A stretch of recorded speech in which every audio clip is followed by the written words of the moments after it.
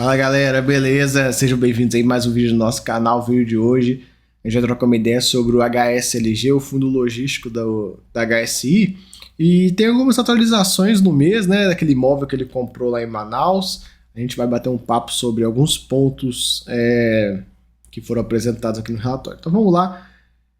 HSLG é o código fundo novo, né, de 2020, aí, final de 2020, tem recentemente, como nem completou, né? No momento que eu tô gravando, não chegou a completar 2 anos ainda. Tem as taxas dele aqui, a taxa de administração é ok, agora a taxa de performance, meu amigo, que taxinha sem vergonha, né? Nem deveria estar aí, mas paciência. Alguns dados sobre o fundo. Patrimonial 105, ele está sendo negociado hoje, no momento que eu tô gravando, tava uns 83, eu dei uma olhada, ele tá negociando entre 80 e 85 reais, fica nessa faixa aí de valor, pelo menos no último mês, né? Liquidez dele é razoável, mas por um fundo de 1 bi é uma liquidez horrível, mas tem que lembrar que metade das cotas são na mão de um investidor, então acaba que acontece isso mesmo. Pagou 700 mil por cota, tem não recorrente nesse resultado, e são quase 24 mil cotistas, né? Então vamos lá. Durante o mês de novembro, eles iniciaram a obra aí do Build-to-Suit de Manaus, né? Eles compraram um imóvel lá em Manaus que é dividido em 2 partes. Um sale back, né? Que é um galpão logístico, uma loja, que já estão em operação, e o Build-to-Suit, que é um imóvel logístico que vai ser entregue em novembro de 23. Então daqui a um ano aí. Um ano não, né? 11 meses. Então, essa foi a pegada, né? Entendam, galera, os termos, né? Teve até o pessoal que me cobrou dos termos. Tem muito termo em inglês e tal, não sei o que, galera. É o que é, mas entenda o Build-to-Suit, o sale leaseback é o seguinte. É pra gente entrar nesse ponto. Sale leaseback é venda e alugue de volta, numa tradução quase que literal. O que é isso? O que é o tal do sale leaseback?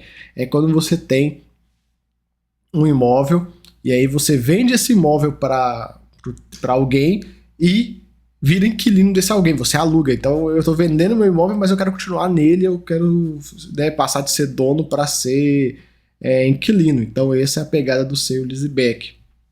E o Build-to-Suit, o que é? Como é que eu posso traduzir de forma literal? Mas seria construir para... Eu confesso para vocês que a tradução literal fica até esquisita, mas enfim, você construir para alguém de forma já acordada antes. Então, por exemplo, nesse caso dessa operação aqui, quem vendeu os imóveis chegou para o fundo e falou: fundo, eu tô querendo um galpão logístico assim, assim, assado e tal, você faz para mim? E eu vou ser seu inquilino. O fundo, tudo bem, eu vou lá e construo e tal, o fundo vai lá, tem toda a questão de obra, construção e tudo mais, e aí depois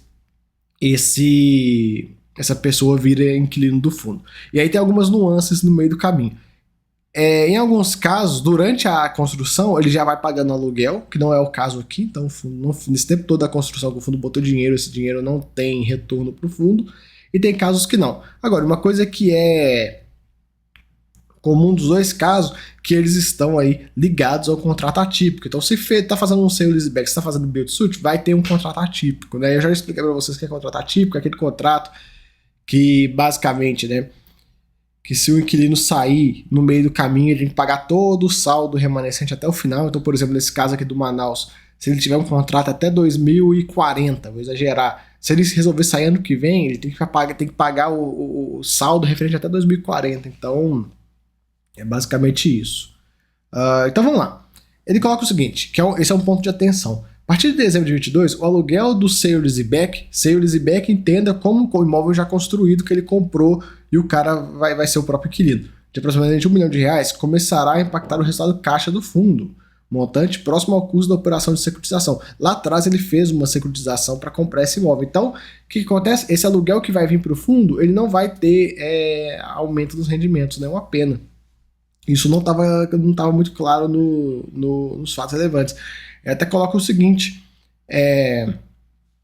essa operação ela ajudou a comprar 100% do sale leaseback e 60% do Build-to-Suit. E aí ele traz um ponto aqui, uma coisa nova. Ó.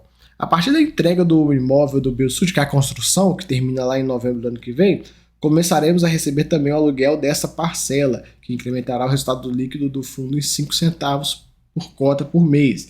Aí eu falo com vocês, eu expliquei mais ali para trás. Tem alguns contratos de build-to-suit que o cara já está pagando. Desde o momento que tipo, vamos construir, vamos, pumba, já está pagando, que é como se ele estivesse usando o imóvel. No caso aqui não é isso. É um pouco ruim, né? Porque, querendo ou não, o fundo está botando um dinheiro que era para poder colocar em outra coisa, que não tá, vai ficar um ano sem trazer nenhum tipo de rendimento para o fundo, né? E outro ponto também, outra questão disso aqui é o seguinte: o fundo ele tem aí um não recorrente que está sendo entregue para ele, entregue para a gente, né? De uma venda de um imóvel. E esse não recorrente ele vai durar o ano que vem inteiro ainda, né? Os próximos 2 semestres. Só que o que vai acontecer? Quando esse imóvel ficar pronto lá em novembro, vai ser praticamente no final dessa parcela não recorrente. É o que vai acontecer, a parcela não recorrente vai acabar e vai entrar esses 5 centavos. Então, no final, o cotista, durante esse tempo todo, né, que o cara não está pagando, não vai ter um incremento de renda, né? Esse imóvel mesmo, de fato, ele só vai ter incremento de renda daqui a um ano. Então, eu confesso para vocês que eu não gostei muito não, porque aquela coisa, na minha visão, o sale leaseback, né, do momento, o build-to-suit, desde o momento que o cara começou a falar, vamos fazer, assinou o contrato, tem que começar a pagar, porque é o dinheiro que o fundo está colocando, dispendiando nisso pro próprio inquilino, então deveria ter algum prêmio aí, mas enfim, não tem. De toda forma, o fundo aí mantém esse patamar de rendimentos até dezembro, mas esse mês que vem deve manter também algo bem próximo, né? Aqui, ó, diga que o resultado do fundo é de 60 centavos, ele pagou 70, ele está usando o não recorrente para completar. Daqui a um ano, o que vai acontecer? Esse não recorrente de 10 centavos sai e vai entrar os 5 centavos daquele imóvel. Então o fundo deve ficar pagando algo próximo de 65 centavos. Ficar ligado nisso aí, galera. Quando o fundo tá com esse tipo de operação rolando, tem não recorrente, tem que dar uma estudada e olhar direitinho esses prazos, porque às vezes você vai comprar, tipo, nossa, o fundo tá pagando 70 centavos e tal, vou comprar. Aí passa 2 meses, cai esse não recorrente, aí você fica, putz, tinha não recorrente, eu não vi. Então, fiquem ligados nisso aí. Mas de toda forma, a gente já conseguiu entender aqui qual que é o ponto sobre isso tudo. Seria muito bom, galera, se esse valor aqui dessa construção, esses 5 centavos, já estivesse impactando o fundo hoje. Porque se já estivesse impactando o fundo hoje, ele ia começar a pagar 75 centavos. E aí acho que a cota ia querer dar uma andada boa. Né? Uma pena. Seria muito bom se o fundo conseguisse, né, chegar lá no VP, emitir, crescer, mas pelo visto, até mesmo que tá essa alavancagem que ele fez, enfim, pelo visto não vai ser o caso, né? Enfim, paciência. O fundo pagou aí 70 centavos, a gente já comentou sobre isso, que é o patamar que ele vem adotando nos últimos meses.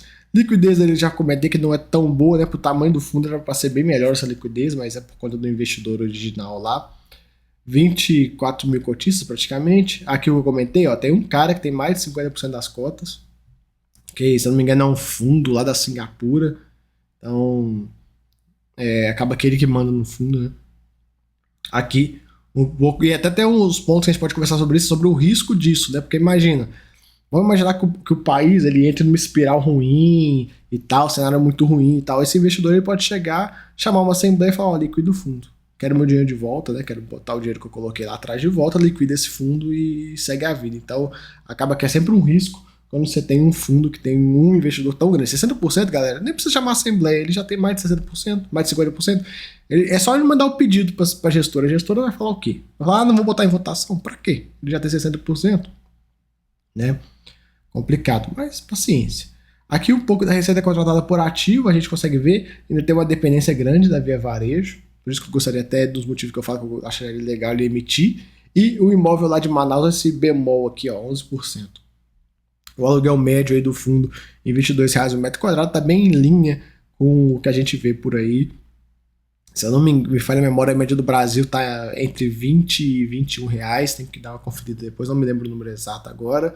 Aqui um pouco da receita contratada, entre atípico e típico, a localização, o que o fundo tem hoje, né? Ele tem aí mais ou menos 5% de caixa, né, efetivamente, que dá algo próximo de uns 50 milhões de reais, um pouco mais, um pouco menos. Vacância zerada, esse fundo que vem operando com a vacância baixíssima, inadimplência também. Pro ano que vem a gente tem pouquinha coisa de vencimento, mas tem bastante revisional, e a gente está vendo nos outros fundos de logística como é que estão sendo as revisionais. As revisionais estão colocando fogo no inquilino, né? Maneira de falar, revisional tá vindo e jogando os preços lá para cima, tá ficando bem ruim para os inquilinos. Ruim assim, né? Você pega aí, o logístico tá muito quente, né? Ainda mais esse fundo que só tem imóveis no raio de 30 das regiões metropolitanas, são áreas extremamente concorridas, né? Então é normal que isso vai acontecer. Aqui os empreendimentos e as localizações, né? Tudo.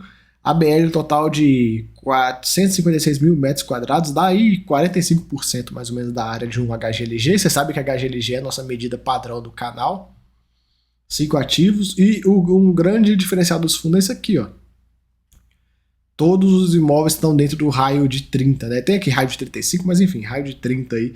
Localização muito boa, uma região que dificilmente fica vaga, né? Raio de 15 e de 30, esquece, não fica vago, é impressionante. Até porque, galera, qual que é o ponto sobre essa região?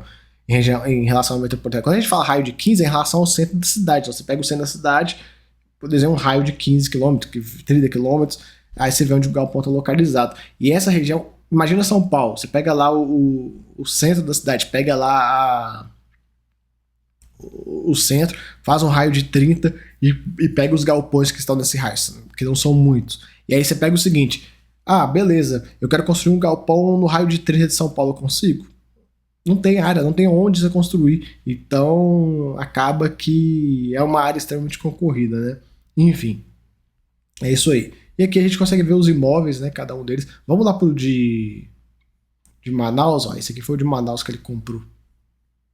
Que tem uma área até considerável, né? Se a gente pensar, uma área considerável dentro mesmo até do que tem de área lá no Amazonas. Enfim, galera, é isso aí o vídeo sobre o HSLG. Espero que vocês tenham gostado. Se gostou, não deixe de se inscrever no canal, hein? Valeu, até a próxima. Fui!